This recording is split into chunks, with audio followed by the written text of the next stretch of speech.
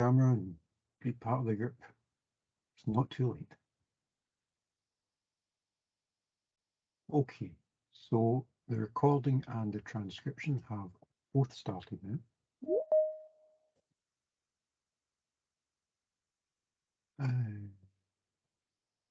Just in time to admit someone.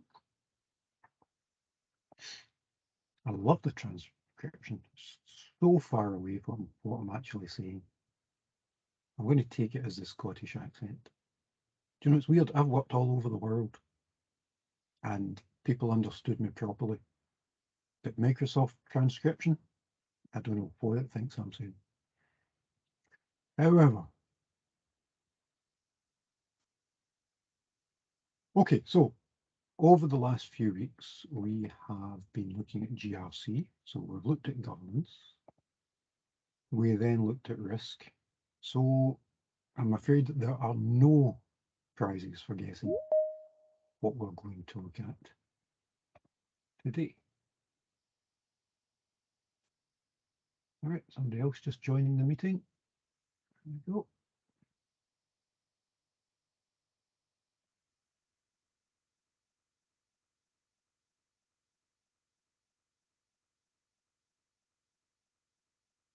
Okay, I'm going to blame that on being distracted.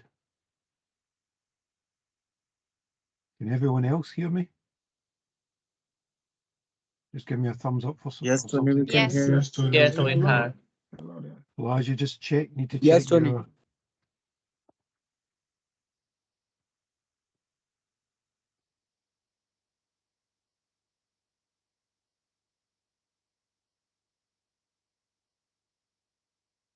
Okay, we just got someone in the chat saying they can't hear, so I'll just let them say, have a wee check of their equipment.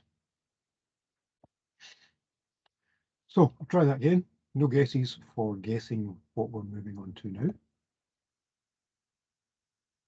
So we've looked at governance, we've looked at risk, and today we want to take a wee look at compliance.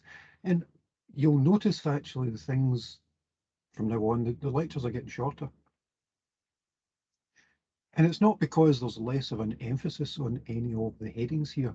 It's because actually, for some of these things, we've spoken about them already. So when we talked about governance and we looked at some of the papers that were in governance papers, you saw that there were risk assessments in there. You saw that there were issues about compliance with legislation.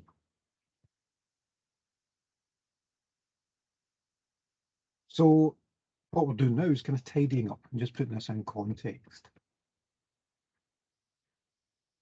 Because we have spoken about compliance before, and we've spoken about, see, it's just a terrible morning. Apparently I've forgotten to mute my phone.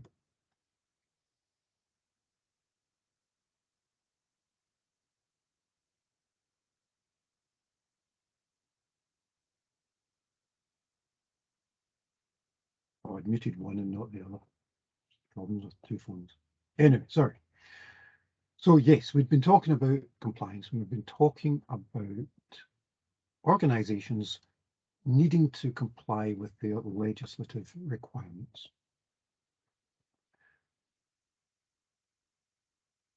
We'd also suggested that for some organisations, it's not just about meeting them, it's about exceeding them, particularly customer-facing organisations. You don't want to say, oh yes, well, we've absolutely complied with the baseline, this is what we have to do. Most organisations want to say, oh no, we're doing better, we're beating the average, we're above average, we're well above the baseline. In comparison to our rivals, we're doing this much better. So quite often it's about exceeding your responsibilities, not just complying with them. If for no other reason than if you're only just complying, any slip means that you're not complying. And that can be quite tricky. So I've used the word responsibilities there because for a lot of these things, it's about legislative responsibilities. And that's what the compliance part is. But often organizations have their own internal responsibilities that they set upon themselves. And again, we've spoken about that before. There might be in legislation, if you sell online, there's stuff in the online selling regulations that say how long you have to wait to respond to a customer. Some organizations may want to exceed that. Emmanuel. Yes, you just mentioned something now, which I need a little bit of clarification on. You said, in the essence, if you are just complying, then there is no compliance. No, So, no, sorry. If that's the way it came across, I apologise. And if that's what I said, I abjectly apologise. What I was trying to say was, if you set your standards exactly at the compliance level, all it takes is one slip and you're not complying. Whereas if you set your standards well above the compliance level, you can make a mistake and you're still complying, you're just not complying as well, if you see what I mean. So the example I was just given there about distance selling regulations, and you can look them up and remind me what it is. From memory, you have 7 days to respond to a customer. If you set your compliance level at 7 days, then what tends to happen is there will come a time where you will reply in 7 days and 1 hour, and you will not be complying with the legislation. If you set your compliance at 5 days, then it means if it slips to 6 or 6.5, you're still in compliance. So quite often, organisations try to exceed their responsibilities under the legislation to ensure that any small slip doesn't make them non-compliant. Does that make sense? yeah, very well, very clear. Okay, thank you. So there is a compliance level, but organisations will quite often try and exceed that, and they'll have internal policies that often exceed compliance, and we call that, they're often referred to as controls.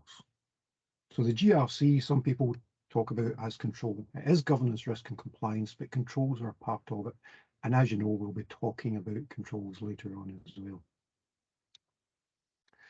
As we're also talking about compliance and we're talking about legislation, there is a part of your assessment that talks about legislation, but what we're not doing is actually covering legislation. And we spoke about that as well earlier in the course, but it's worth bringing it up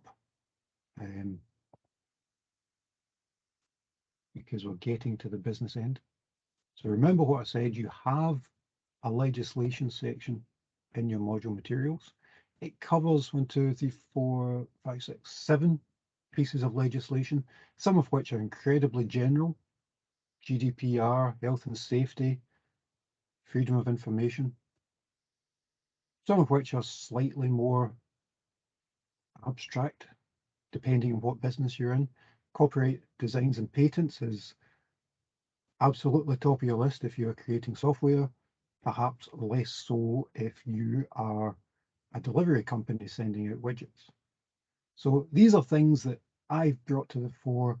They are particularly of use if you're on the cybersecurity course.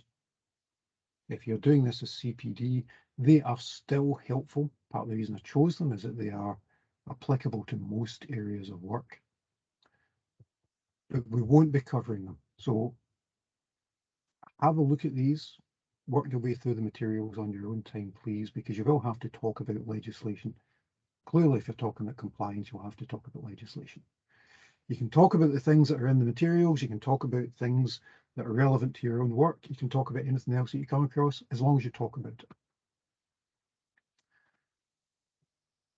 The other thing to remind you is that towards the end, we have a week that I have labelled student-led revision. So it's a place where you can ask me about anything over the whole course.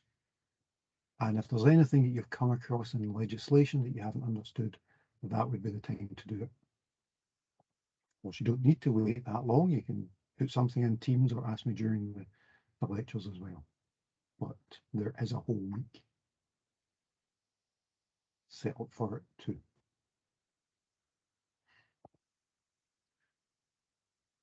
Okay, so when we're talking about compliance, it will very much depend on the industry that you're in. There will be different legislation covering a shop than there will be covering a hospital. And of course, it's impossible in this kind of generalized course to talk about all the pieces of compliant legislation that you will have to do. Most people in the industries will know what they have to comply with. So instead of taking that course, what I've done is I've split them into more general headings. Again, things that are applicable to almost any industry. So you'll have financial compliance, and that is just as much if you work for a charity than if you work for a business, because charities have to produce accounts as well, and they have to ensure that they comply with the legislation. So similarly with the other headings I've chosen, and I've chosen finance, trade, environment, and privacy as examples of general compliance headings that are applicable to all areas, but there will be more. Okay, so usual caveat, this is not exhaustive, but they are a reasonable start for where you might want to think about compliance. And of course, we start that with financial compliance.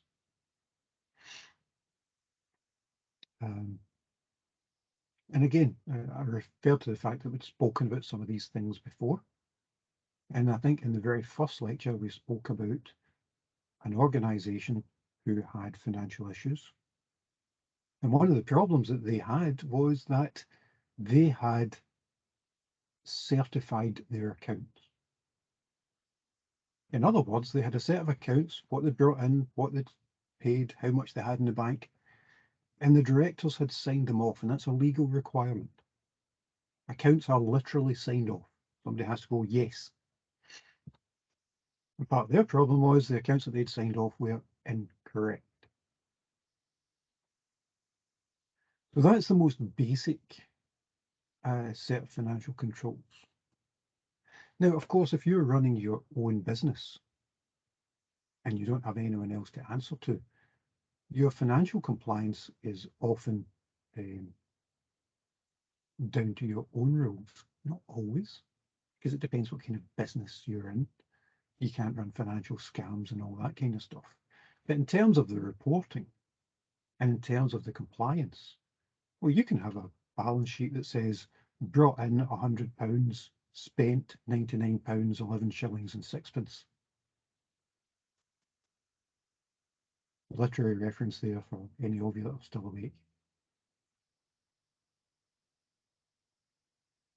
For more formal reporting, there may be other issues that you have to put in there, and there'll be specific items that have to be in your financial reporting. So there will be clear financial regulations. You must do this, this, and this. Some of these are historical. They've been brought in because if you want to, say, sell shares in your company, then of course you want to ensure that you have created strict financial controls so that the people who have invested in your company aren't swindled.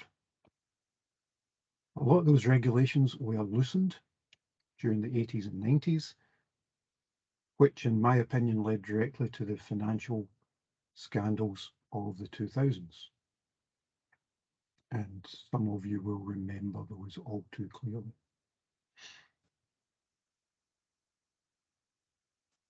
Some countries that had relaxed their laws rushed to bring back in new ones. Some countries took the approach that, well, it's fine, we went to school with these chaps and they're good people, really, and they wouldn't cheat anybody, so we don't need any of that legislation stuff. We can just ask them how they were getting on at the club. It's really down to the country how they want to do it, and it's down to the legislative framework that they want to provide. And of course, there may be more than one legislative framework with which you have to comply. You might be based in Scotland, but you might sell to France. There'll be different financial requirements. You might sell to the USA. There will be different financial requirements. Do you put VAT on a sale that you put to the USA? If not, are there other types of taxes that you have to do? So financial compliance can very quickly become very tricky when it goes outside borders. Whatever the compliance is, whatever the financial compliance is, that's clearly a core part of governance. That's why I'm saying we're referring back to stuff that we've done before. People who are in governance positions do actually have to sign off these accounts. And part of the reason GRC has become so popular is that having some sort of automated system where you can say whatever you want in terms of what transactions are allowed, what transactions aren't, what the limits are in terms of numbers for sales or purchases or whatever. That allows people in governance positions to have some sort of comfort that the financial side is being run properly. Imagine you're Tesco's. How many transactions, how many financial transactions do Tesco's take part in one day? Can you imagine trying to keep track of those manually? Of course, they used to. I can still remember going into a shop that had vacuum tubes, and people sitting at tills would count up the money. They'd have a pre-printed chitty, and they'd put in the time, start time and end time, how much they'd taken in. They'd fold it up, put it in a wee tube, and they'd put it in a vacuum tube that would take it to the back office. And you have somebody there adding that up. And then they'd phone that into head office. So you can do it, but of course it takes time. It costs a lot because you've got a lot of people involved and it's prone to errors. So an automated system is a godsend for this. So financial compliance is a core part of governance. It's a core part of risk as well. And you saw that when we looked at some of the risk documents from other organizations. And some of them, it was the top risk. Will we have enough money to do the stuff that we need to do? And of course, if you overspend and you don't have the money, that's an issue with financial compliance right there. So, like Emmanuel did, if you have any questions about this, as usual, come off mic, ask me, put them in the chat, up your hand, whatever you need. The next general heading that I've chosen is trade management. So in the same way as if you're selling to or trading with the USA or France, you have to understand the financial implications. You also have to understand the rules and regulations that are applicable in the place that you're selling to, and often in the place that you're selling from.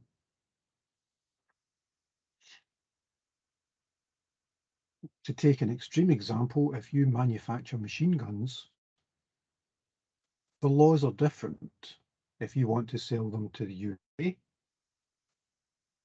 or if you want to sell them to Iran, for example. And you have to be really clear about what those regulations are. There will be limits on the amounts of things that you can send. There will be regulations on how the transaction has to be carried out, what you have to do to make it happen. All of the different rules and regulations for both the countries that apply to all of these transactions. That's why it's usually a good idea to set up trade regulations that work for everybody. And most organizations are set up to enable that. And it would be a very stupid country that would voluntarily stop trading in that way. Can you imagine all the extra paperwork that would be involved? Can you imagine all the extra rules and regulations if you said that as a country you were going to stand apart from all the other regulatory frameworks in existence? That would just be a recipe for economic suicide. So thankfully, nobody would be stupid enough to do that. Instead, they sign up to inclusive trade deals. Now, there's always negotiations involved. Well, I don't want you selling your widgets because we already have a widget manufacturing plant. Well, if you don't want me to sell your widgets, I don't want you to sell my gizmos. So there'll be trade-offs. There's always trade-offs. But almost without exception, the positives outweigh the negatives. Because trade in an international level can involve an awful lot of paperwork. As I said, I used to work all over the world. I had what was for the time a reasonable computer. It was a small portable Toshiba. It had an orange display, a floppy disk drive, and 640K of memory. That is kilobytes, not gigabytes. For me to take that from country to country, I had to fill out a whole bunch of paperwork called a carnet. And as far as the rules and regulations were concerned, that portable computer counted as a weapon on the basis that somebody could drug me and take it off to Russia and use it to set off nuclear weapons. No one ever did, you'll be relieved to know. All of those types of paperwork were horrendous. It was a small company I was in, and I had to do all this myself, and it would take literally 6 to 8 weeks every time I needed to go abroad. I would have to think about it 6 to 8 weeks ahead to make sure all the paperwork was in place. So international deals make sense for everyone. Where you don't have that deal, it actually gets so complicated that there are companies set up whose only business is shipping. They'll take care of all of the paperwork for you. That's how complicated it can get. It doesn't absolve you of rule breaking. You can't say, oh, well, I gave it to them and they did this. No, it's still you. But at least you have the comfort of knowing that they know what they're doing.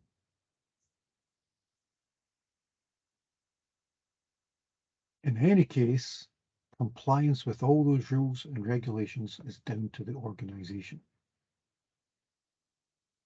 And quite often,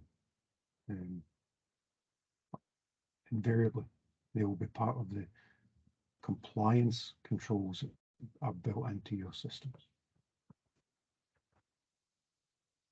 The next one I want to look at is environmental compliance. Of course, that's becoming more and more of an issue now. Does anyone recognize where that picture's taken?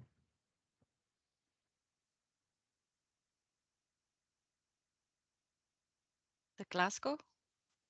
It is. It's Glasgow, and you can realise your screen will be very small, but you can just about see right in the middle of the picture. It says British Railways Queen Street. That's Queen Street Station, right in the middle of Glasgow. You can also tell from the cars that it wasn't today or yesterday. But the reason of why do you think I've put this picture up there? Issues of environment.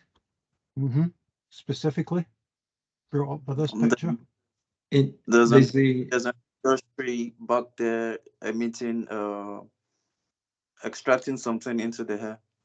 Yeah, we're right in the middle of a city, and you've got a humongous chimney sitting in the background. Now, from my memory and from my research, I think that was a power station. But if anybody else remembers anything differently, I'd be interested to know. The point is, that's it right in the middle of a city. Right in the middle of a busy city where people live and work. Can you imagine getting planning permission to build a chimney like that in a populated area now? And in fact, that's been the history of environmental compliance. It's been almost a continuous increase in restrictions, which makes it sound terrible, but of course it's not. Those have been put in for good reasons. Nobody would do this now. Nobody would allow you to do this now. Again, some governments are trying to roll those back and trying to tell us that no, burning coal is good for your lungs and others of that ilk. But in general, environmental legislation is a huge concern to most people.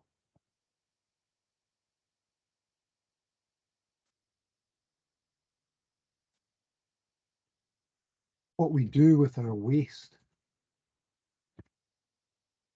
has become a huge issue. Just today, there was a news story about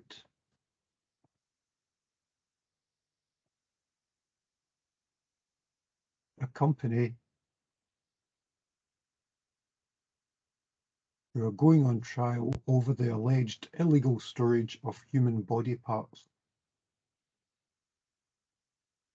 I don't think anybody's sitting there going, well, that's terrible, that's health and safety gone mad. And of course, that's quite often the excuse used by some people. Oh, you can't do anything nowadays. Well, you can't do it for good reasons.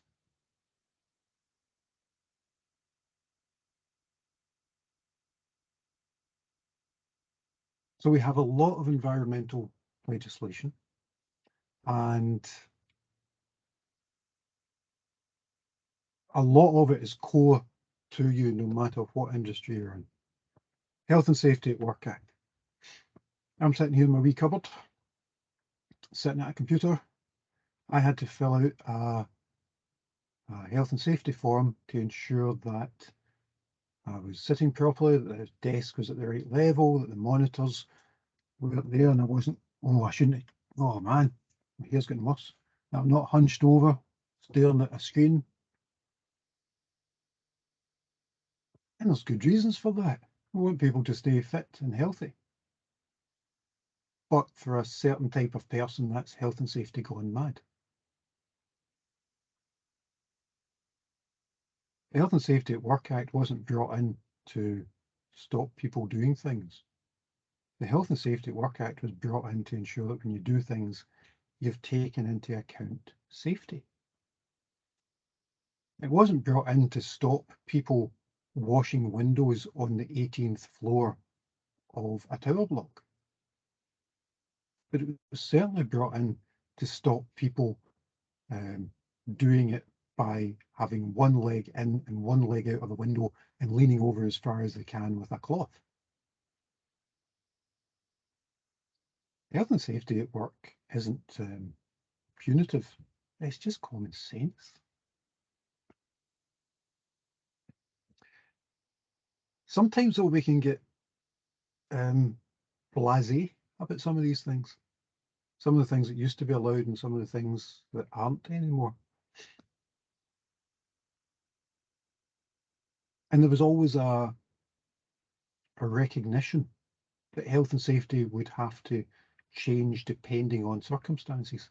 That's why we've got here the Health and Safety at Work Act and the Control of Substances Control of Substances Hazardous to Health Regulations, and the Waste and Electronic Equipment Directive. It's the way you can set up legislation, the Act, to respond to changing situations without having to go and change the law. So this basically says, stay healthy, stay safe. And this regulation says, well, here's one way that we want you to do that. And you might go, control of substances hazardous to health? I'm not working with chemicals or anything like that. Are you sure? You ever changed a toner in a laser printer and the toner's gone everywhere? Just pause for a moment and imagine what that does if you suck it into your lungs. Trust me, it's hazardous to your health. All of us are guilty of having waste electrical and electronic equipment.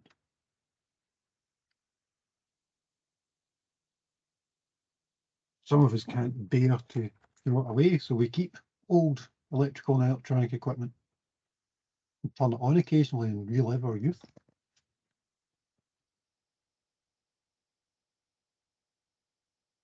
So there are lots of regulations, all of which are necessary, none of which are health and safety gone mad or unnecessary regulations that stop us trading. They are things that keep people safe, which is why we have organisations to help us do that. Health and Safety Executives, the Scottish Environmental Protection Agency. They have powers to ensure that you comply with those.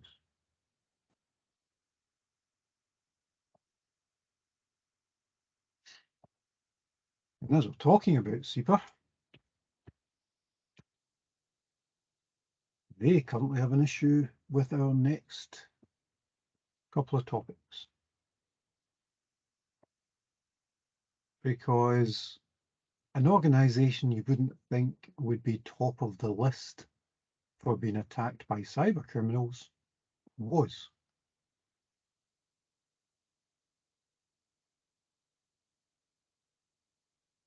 You can go and read about it yourself, but in short, their whole computing environment was invaded and made unworkable.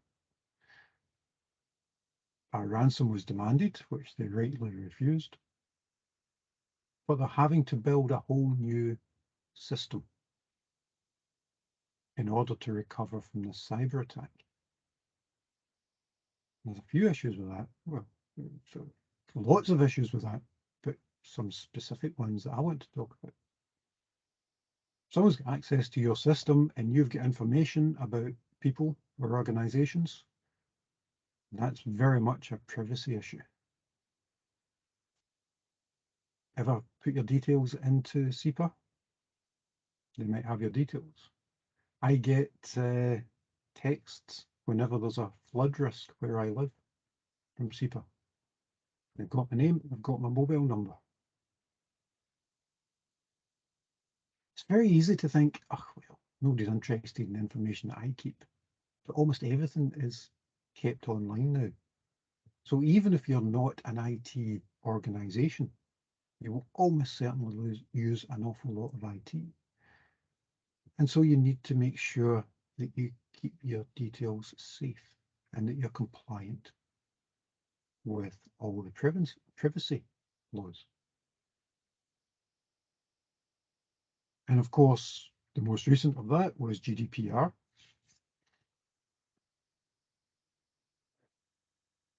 This thing that pops up every time you go to a website and you saw it pop up there. And of course, some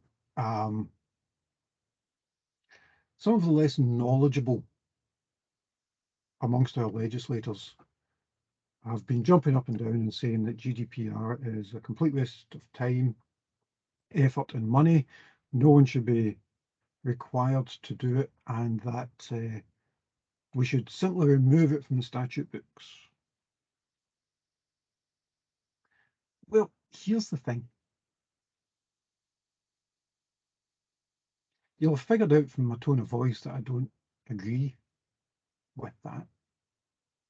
But even if I did, even if I said, yeah, it's a complete waste of time, and here in the UK, we should get rid of it and set up our own privacy regulations, it would still be a spectacularly stupid idea.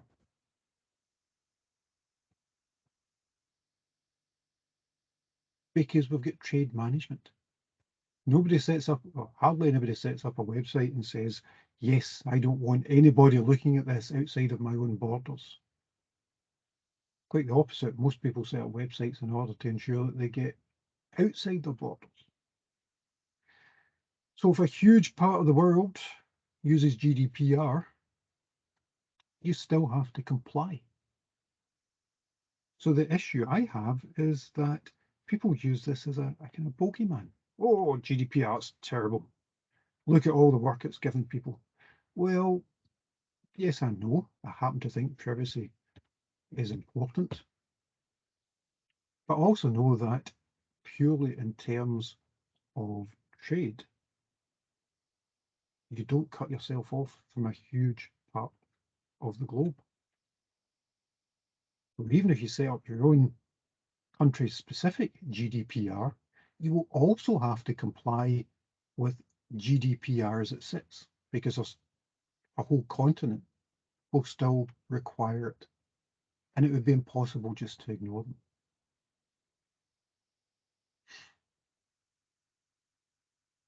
And we all kind of know that already. Don't forget, if you use anything, any sort of hardware, software, you have said yes. You saw me do it there. I went onto that website. I didn't read it. Do you accept? Yeah, okay then.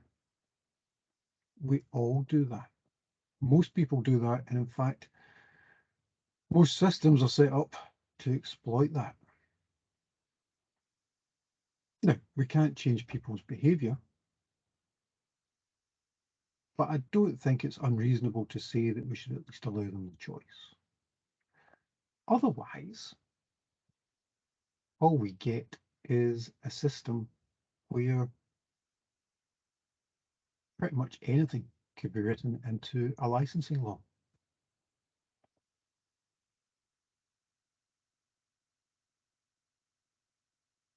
And you end up with I this. can't even read English! Hey, shut up in there! You all agreed to stay quiet. Hey, let me out of here! This is a mistake! I agreed by accident! You can't agree by accident. There's a fail-safe built in. Even if you click on agree, another little window pops up that says, are you sure you agree? And you have to click on agree again. What are you going to do to us? Quite often that's how it feels. So it's important that we have legislation in place that protects our privacy.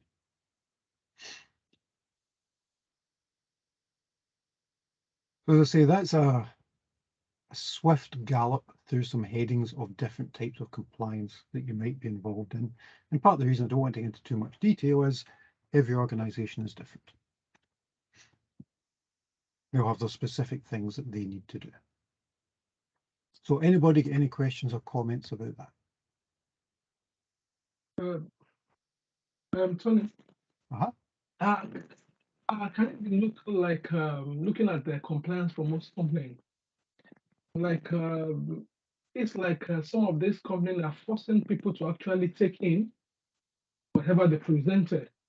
Just taken from the legislature paper now, it's either you say yes, and most of the time you find very beautiful prints and very tiny that can take you like a year or so to read. So you don't even bother. You just say yes, and later you get to understand. You get to know if something happened. That is where you get to know that there are some very tiny line it happens to me once, and like I will refer back and say, see, look at this line, which I never actually understand. And there was a line even in the document that said that, okay, everything that our marketer have told you verbally has been negated by this document.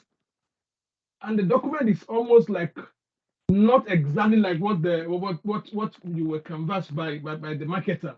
So is that not a mild way of swindling people? Because this compliance of the thing, it's it might be difficult to read if you are not a lawyer because of the terms and terminology. So that is just what I want us to look at. Yep, I absolutely agree. I've seen those types of systems as well, where oh, let's be honest, if you are Apple or Microsoft or IBM or Facebook or Meta or whatever they're calling themselves this week, you've got an army of international lawyers to create a massive agreement, which, as you rightly say, is incredibly difficult to understand if you're not a lawyer. Sometimes it's incredibly difficult to understand if you are a lawyer. So what chance have we got? And most people simply say, well, if it comes to the point where I have to choose between not using my new iPod, and this is nothing like a new iPod, but if it comes to the choice between using this and accepting the agreement or not using it and not accepting the agreement, then I'll click the box. But yes, it is a huge issue, and there are websites and Twitter feeds and that kind of stuff dedicated to exactly the thing that you've been talking about, the sort of user design where you go to a website and the box that says continue is highlighted in yellow, and the bit that says click here to change your settings is pale blue on paler blue in 8-point text, and you have to search to find it. The question is, where does that where is that in terms of the legislation? You have the option, they just don't make it clear that you can get it. And I don't think we've got an answer to that yet. But you're quite right. But since governance is about taking care of every stakeholder that have to deal with the company, is it not possible for a user forum to put things together so that issue like this can be addressed? Yeah, actually, there's, in fact, if you use one of the Chrome-based browsers, there's a piece of software. I'm just going to look it up because I've forgotten the name. But what it does is whenever you go to a website, because you'll have noticed when you go to websites, a lot of them are similar because they use software from third-party companies. And they use third-party companies for the same reasons as people use these shipping companies. They know the regulations, and it's easier, and it's easier than trying to understand the full extent of the legislations yourself. So in the same ways that some people use trading companies for shipping, a lot of organizations will use other software companies to do their GDPR compliance for them. So in a way to kind of fight back against that, there is a piece of software, and I was doing well filling in, but this has just stopped now. I was just looking it up here because I've got it installed in my own browser, so I was starting my browser and going in, and it just seems to have hung. Come on, browser, you can do it. There's an add-on to the browser that will, there we go, that will look at all those different types of GDPR compliance and simply agree to the least amount of things that it can. It's called consent-o-matic.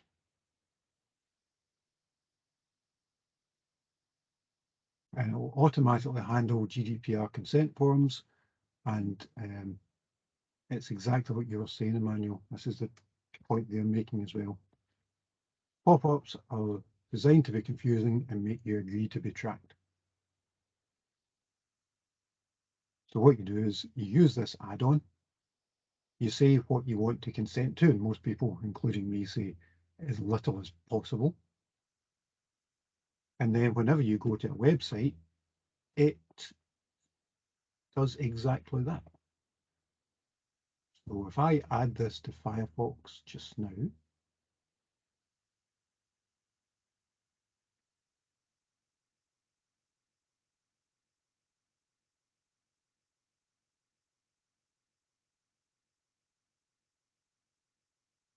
okay, so we've now got this installed.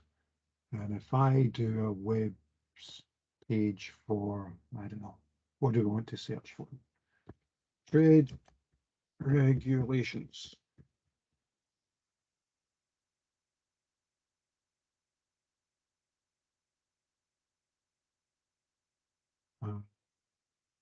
Just click on a random one. I have no idea who these people are. Hopefully they will have a GDPR thing pop up.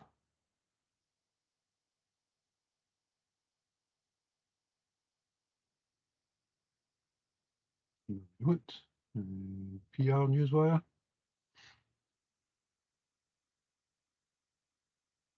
Okay, did you see that pop up and then disappear?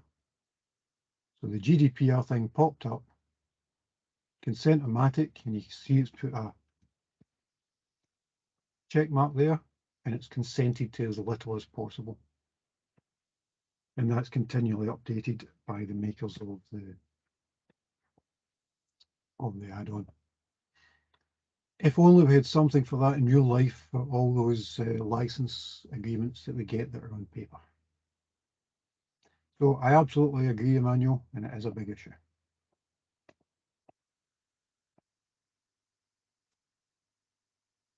Any other questions?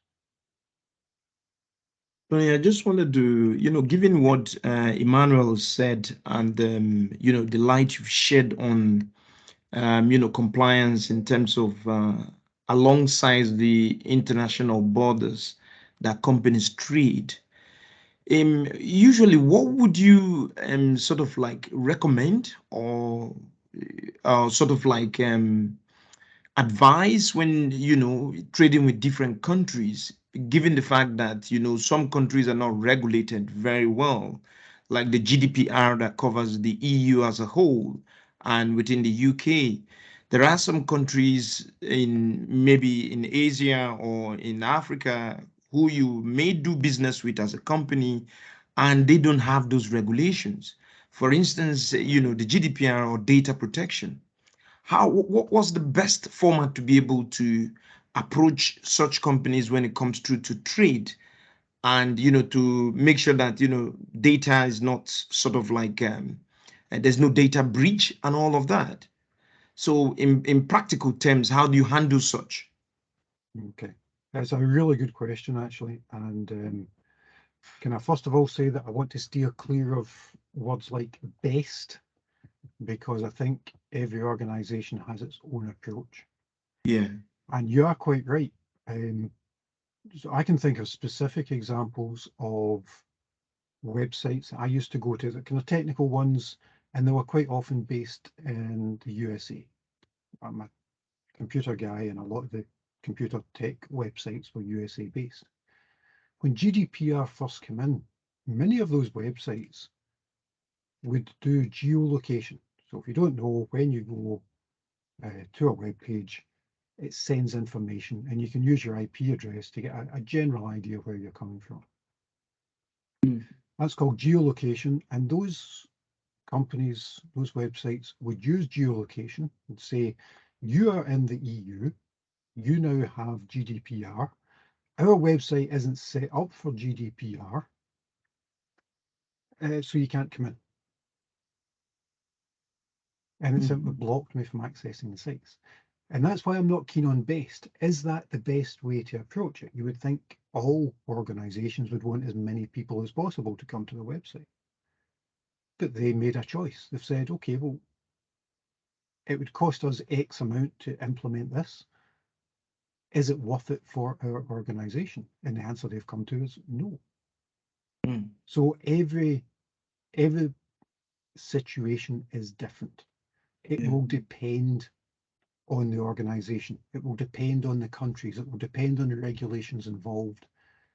The important part for our purposes is to be aware that these things are issues and to be able to ask the question.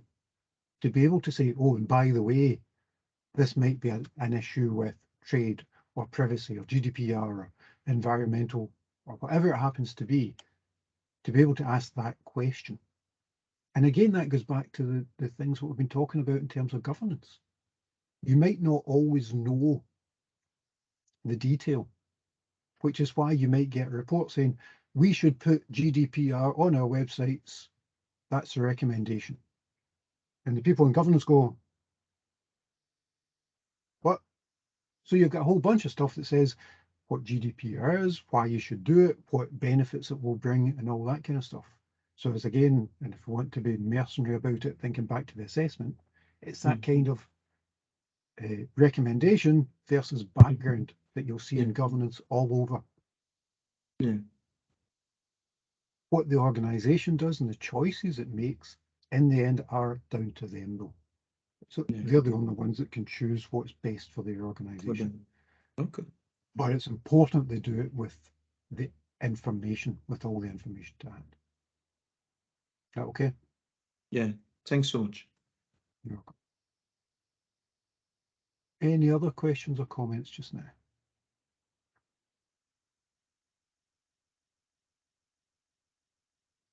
I one quick question, please. As Speak up as a a wee bit, good one, Emmanuel, one more question here. Uh-huh. As a governance expert that you have, you must have come across some of companies with some lacunas, some bridges in their governance approach. Is it ideal for you to identify such and approach a company like that for a correction or a modification in their governance approach? Okay, let me give you an example. So this is based on a real organization, but I'm going to change so many details, you will never know which organization it is, okay? So it's one organization with lots of different subunits. And what they said was, okay, so we've got these subunits for good reasons because they're dispersed geographically. And what we don't want to do is hamper how we can respond to local issues. So rather than having governance only at the top, we're going to have sub-governance, if you like.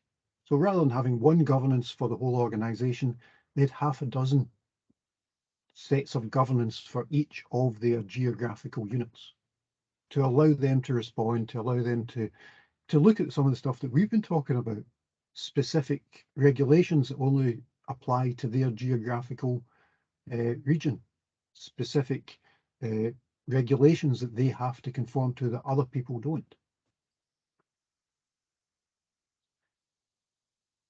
That sounds reasonable and it is reasonable. But when I worked with them, looking at this,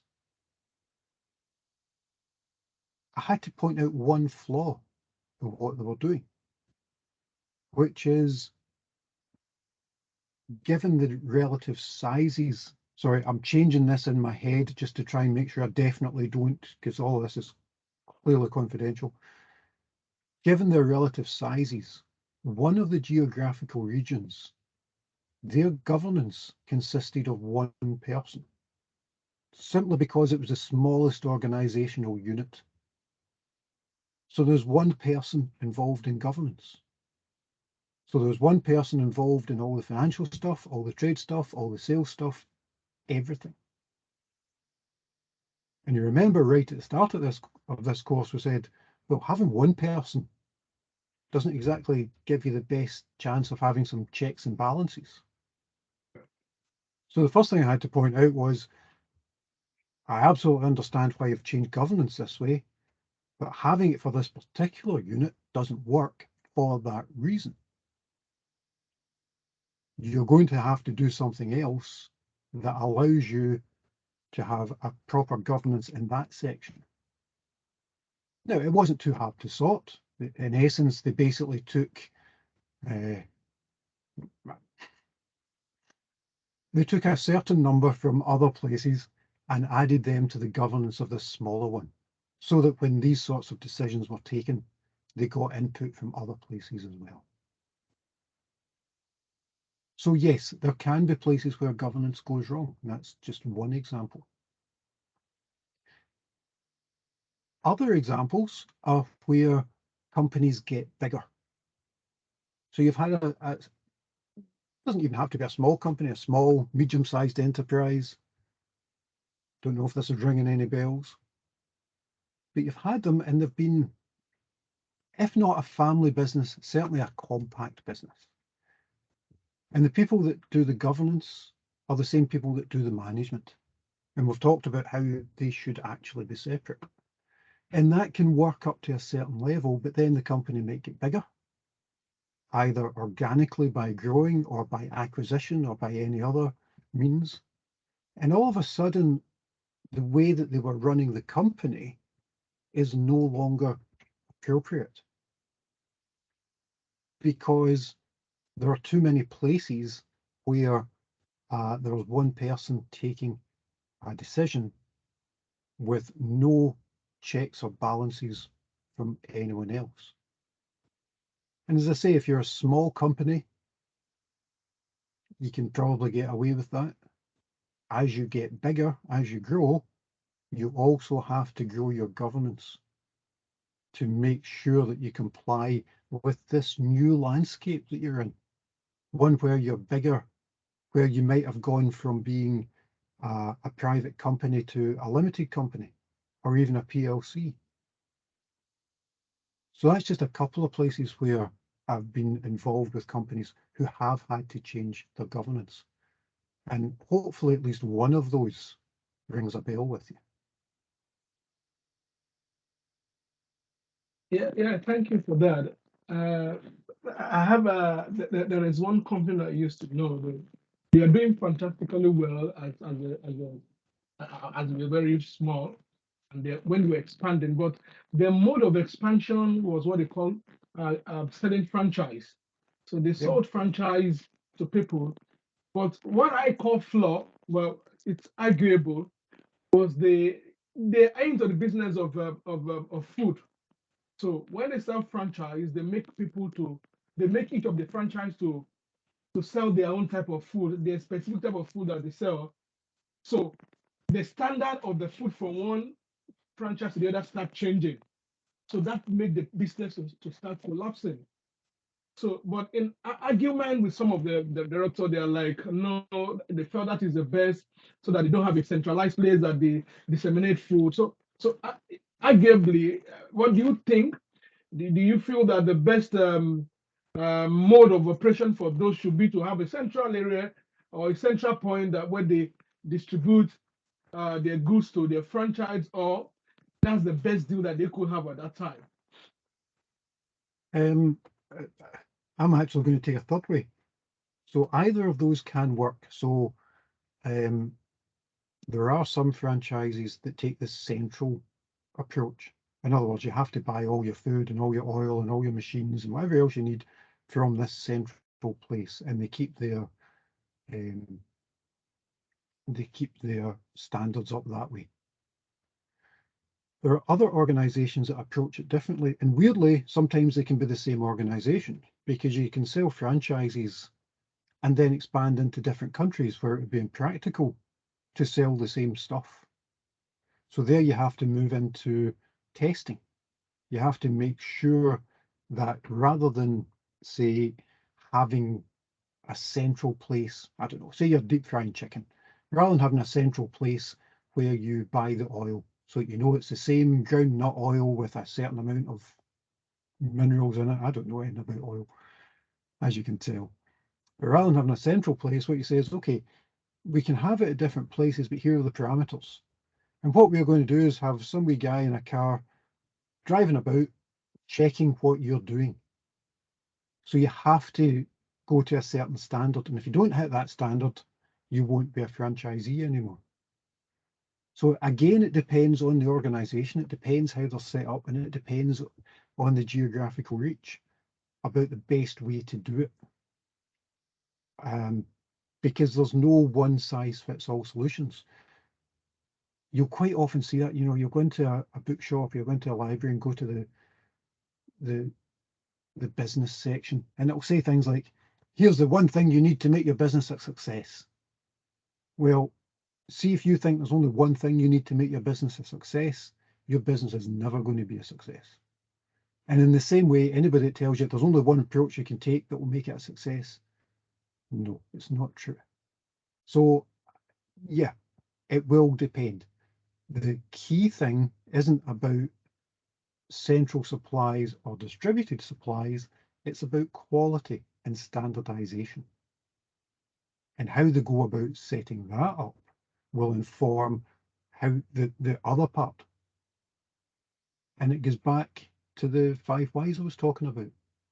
Why is the food not good enough quality?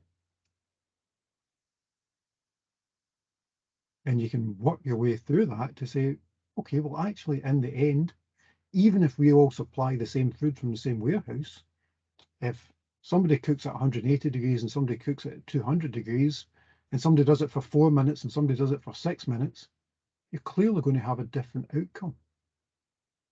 So it's not quite as simple as that. It's about getting to the root cause. And that is standardization, I would suggest in this case. And as I say, that's where the 5 whys comes in. And that's part of the reason that I bring it into this course. Thank you, Tony. You're welcome. Anything else just now?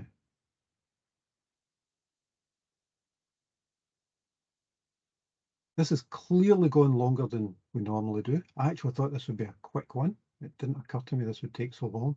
I can hear Margaret gasping for a cup of tea from here. So just before we take a break, one of the things that I want you to do is look at those headings that I've identified. Think about those types of compliance. Think about which pieces of legislation they might then be part of, and think about what the penalties can be. So if you don't comply with GDPR, what would happen? So you can have a think about that whilst you're making your cup of tea. In the meantime, shall we take a 10-minute break, and I'll see you back here in 10.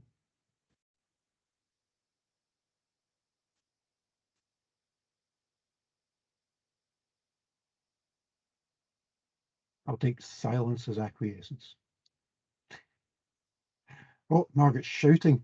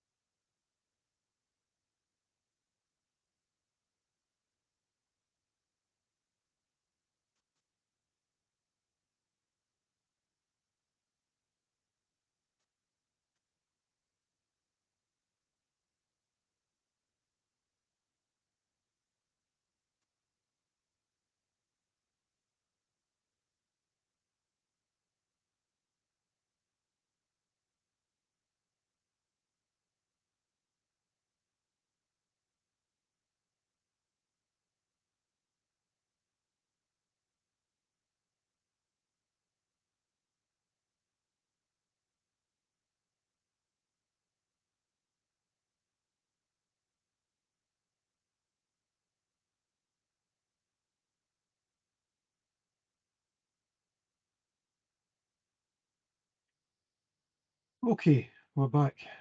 Cheers. Hope you got your tea, Margaret.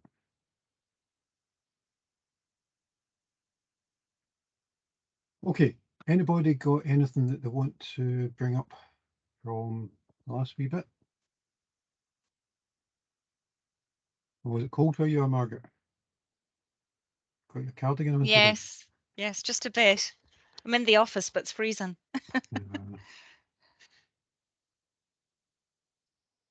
Okay, if everyone's happy with that from earlier, then I want to very quickly talk about creating internal controls. So we said that we were going to set up our system that said what we could and couldn't do, what we should and shouldn't do, what the limits were, that kind of stuff.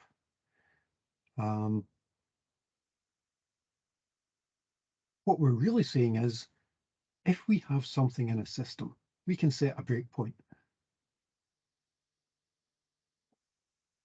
If by law you have to get back to someone within 5 working days, you can set a computer system, say, that will automatically flag when that's due up.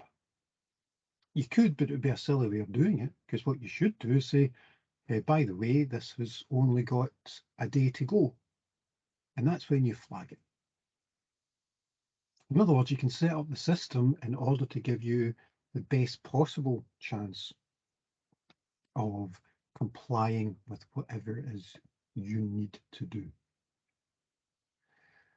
That means you'll get less chance of making an error. Get the system to do it. Get something that, in essence, doesn't cost you anything to actually check these things for you and send you a report. And as long as it's a computer, it doesn't mind working all day and all night and making and checking all of the things. What that also means is you're managing not by having to do everything, but managing only the things that go wrong, because you can set up procedures to do all the things right. And only if anything goes outside of that procedure do you then have to get involved. So clearly, if you're management, that's a great thing to have. You're not managing the day-to-day, you're just managing the things that aren't working properly. And of course, underlying all this is that those controls allow you to be compliant with the legislation.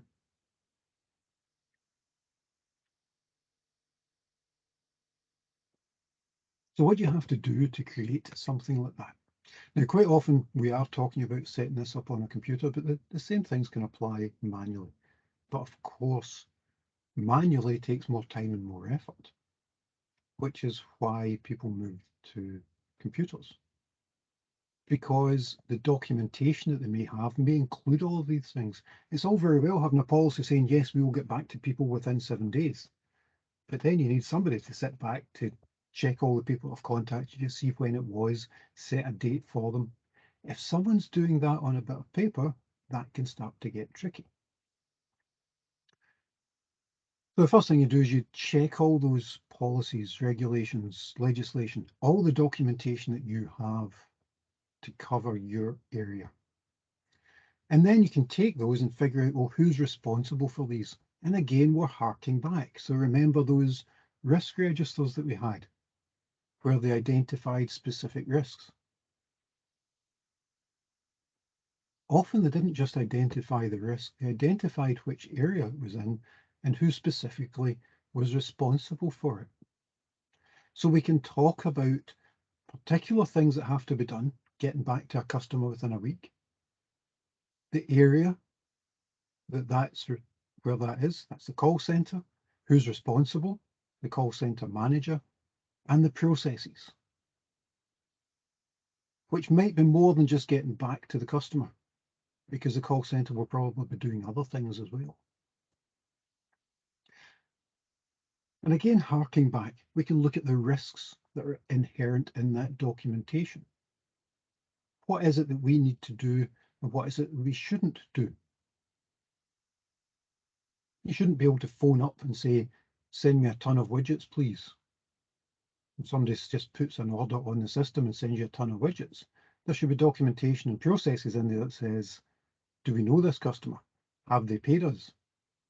Or do they have a credit line, or whatever it happens to be?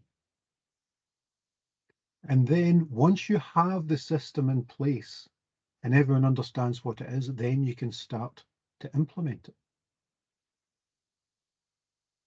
If you're doing it on paper and you're using that example of somebody taking an order, you might just have a paper checklist. What do they want? Do we have it in stock? Is this a new customer, yes or no? If it's yes, do they have a credit line? If no, take payment details. So just like a wee flowchart to say this is what you're going to do. And we can replicate that in a computer system as well. And just like anything else, you can get it wrong. You can get the documentation wrong, you can get the implementation wrong, so we need to check it.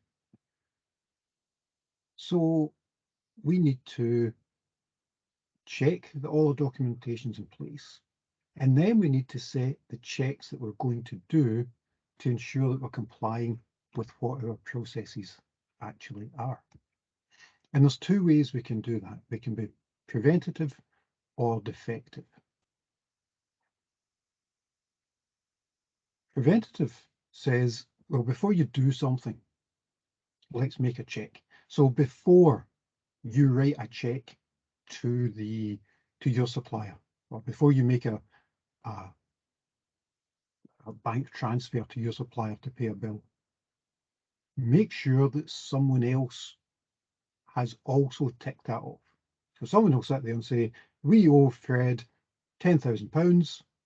Here's the bank transfer for £10,000 to their account. Process.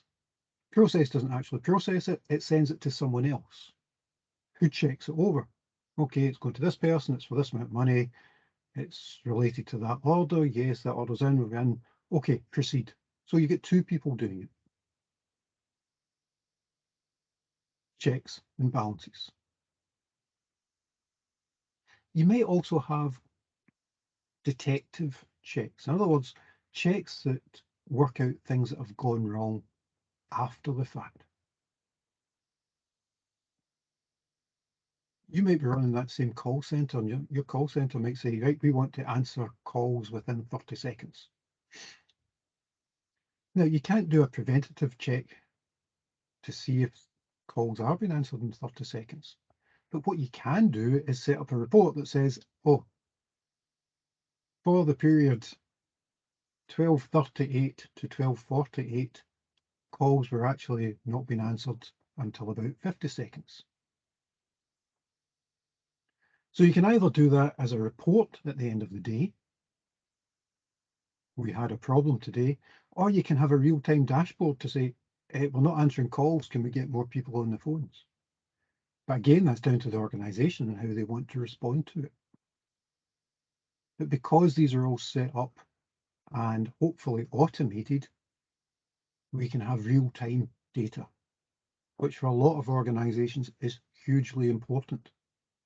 How many customers are waiting on the line? How many orders are waiting to go out? How many people are in our waiting rooms? Whatever the organisation is, there will be metrics that you want to check. And there'll be metrics where if you get to a certain point, you go, hang on, we've got an issue and we need to do something. We need to fix them. And the fancy name for that is remediation. So once you get a control violation, once whatever process you've set up, whatever threshold you've set up has been violated, you want to do something about it. Fortunately, when you did the documentation, we decided who was responsible. So they can be asked to look at the issue, figure out what the problem was, and correct it. Now, that might be dead simple.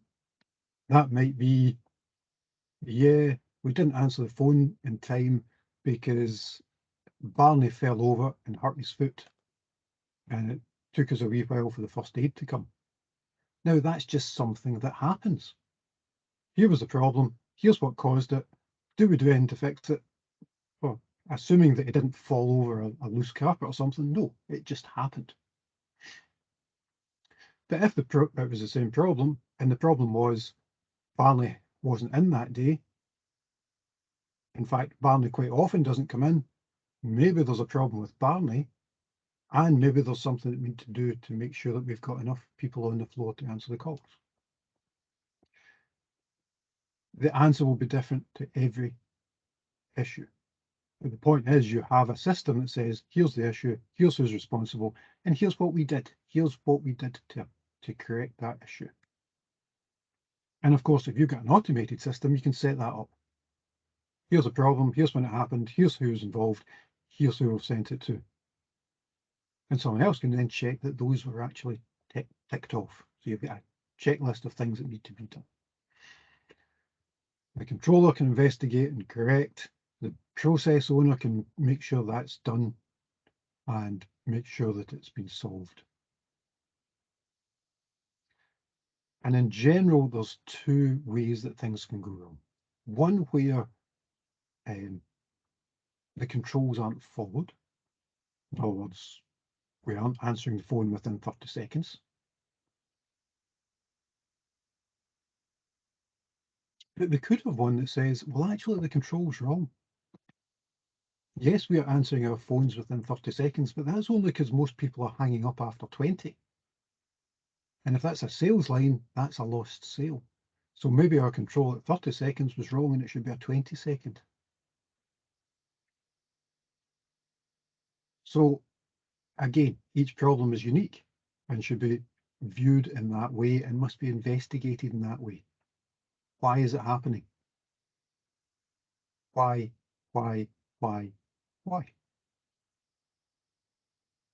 And then once you've decided what the remediation is or should be, you document it, you test it, and you put that in place. And then you figure out how well you did.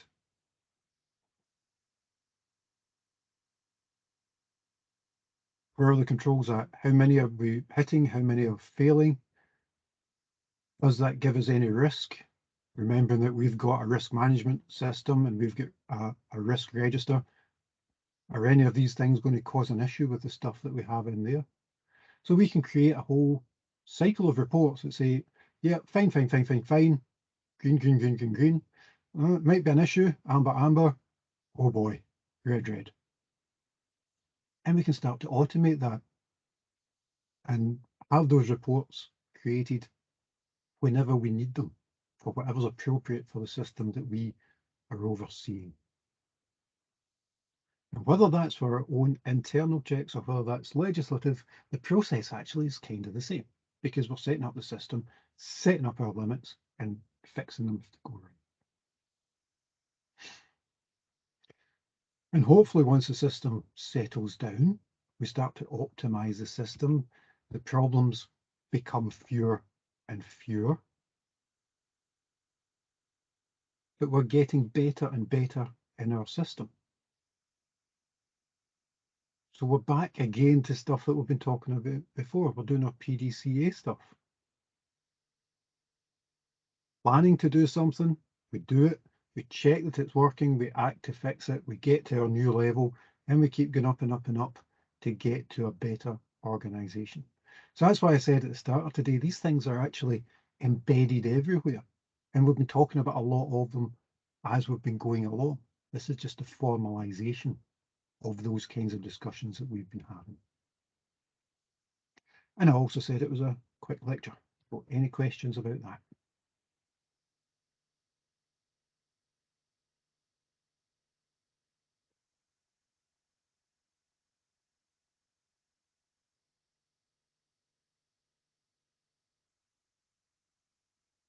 Nope. Okay, then for this one, what I want you to think about is using the case study and doing that documentation part that we spoke about earlier. Which regulations are we going to have to comply with? What are the limits for them? What are the issues? What is it that we're going to check up on? and think about that for the case study. And hopefully that can then feed in to whatever you're creating at the end.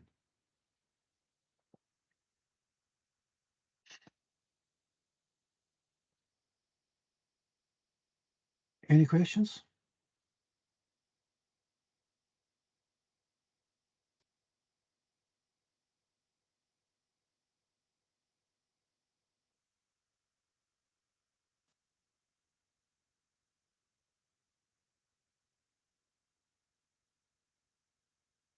Okay, I'm not seeing anything pop up for questions, so I am going to stop the recording there.